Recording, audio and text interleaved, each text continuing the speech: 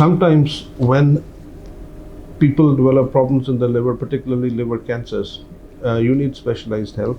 It is not this one person that you need. You need a team of hepatologists, you need surgeons, you need oncologists, so that everybody can come together to tailor the treatment for you. In 2022, we are more on to personalized care, so that the treatment can be modified according to the needs of the patient and according to the disease that the patient has. So most common tumors that go to the liver are actually from other organs. दूसरे organs के जो cancer liver में काफ़ी ज़्यादा जाते हैं, जिनको हम मेटास्टेसिस कहते हैं। इन मेटास्टेसिस का ट्रीटमेंट कीमोथेरेपी और लिवर सर्जरी के माध्यम से हम लिवर को क्लियर कर सकते हैं ट्यूमर से। सबसे कॉमन कैंसर जो बड़ी आंतड़ी के हैं, लार्ज बावल कैंसर्स, अगर वो लिवर में जाते हैं, जिनको हम कोलोरेक्टल लिवर मेटास्टेसिस कहते हैं, सो उनका प्रोग्नोसिस बहुत अच्छा है सर्जरी और कीमोथेरेपी के कॉम्बिनेशन से। कुछ ट्यूमर्स प्राइमरीली लिवर की रहती हैं, जैसे कि हम कहते हैं हेपेटोसेलुलर कैंसर। यहाँ पे लोगों को बहुत बारी कह दिया जाता है कि आपके लिवर में गांठ है। कई बार जब पेशेंट हमारे पास आते हैं और उनके हम इन्वेस्टिगेशन या डायग्नोसिस करते हैं, तो उसमें कोई घबराने की बात नहीं होती। वो गांठ एक्चुअली कैंसर नहीं होती। कुछ गांठें कैंसर का रूप लेती हैं, लेकिन अभी we have lot of modalities. कुछ ट्यूमर्स के लिए हम सिर्फ सर्जरी के बिना लिवर की ट्यूमर को सिर्फ किरणों से साड़ सकते हैं, जिसको हम माइक्रोवेव RFA कहते हैं।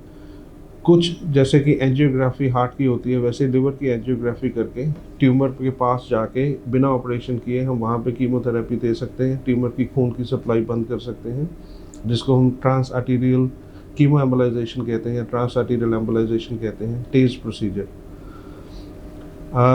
कुछ एडवांस्ड डिजीज़ आ जाती हैं लिवर की, जैसे कि लिवर अपने आप को ठीक कर कर थक गया है, या कुछ बीमारियों की वजह से लिवर सिकुड़ गया है, सिकुड़ के लिवर में सिरोसिस हो चुका है, पेशेंट को खून की उल्टियाँ आ रही हैं, या पीलिया बहुत बढ़ गया है, या पेट में पानी भर गया है। तो उस सिचुएशन में मेडिकल ट्रीटमेंट तो सब जगह अवेलेबल है, लेकिन एडवांस लिवर डिजीज़ के लिए कई बार लिवर में स्टेंट्स डालनी पड़ती हैं, जिसको हम टिप्स बोलते हैं, ताकि लिवर के प्रेशर कम हो, ताकि बारी बारी पानी ना भरे, खून की उल्टियाँ ना आए हैं। और कुछ पेशेंट्स को असेस करके उनको ट्रांसप्लांटेशन तक लेके जाना, वो सारा हम इस डिपार्टमेंट में करते हैं। लिवर ट्रांसप्लांट दो तरह का होता है। एक लाइव डोनर लिवर ट्रांसप्लांट, जो कि अराउंड 99% 98% इंडिया में इस टाइम पे लाइव डोनर लिवर ट्रांसप्लांट ही होता है। वहाँ पे हम सरकार की परमिशन लेते हैं। अगर पेशेंट को लिवर ट्रांसप्लांट चाहिए तो उनका कोई फर्स्ट डिग्री रिलेटिव या सेकंड डिग्री रिलेटिव पेशेंट को डोनेट करता है, डिपेंडिंग, और उसकी परमिशन सरकार से लेके ही होती है। तो जिसका हेल्दी लिवर है वो दोनों में ग्रो कर जाता है। जो डोनर होते हैं उनका भी लिवर अपना 10 से 15 दिनों में ग्रो कर जाता है, और वो लिवर दूसरे पेशेंट जिसमें डाला जाता है, जिनको ट्रांसप्लांट की ज़रूरत है, उनमें भी ग्रो कर जाता है। तो ये सारी सुविधाएं यहाँ अवेलेबल हैं।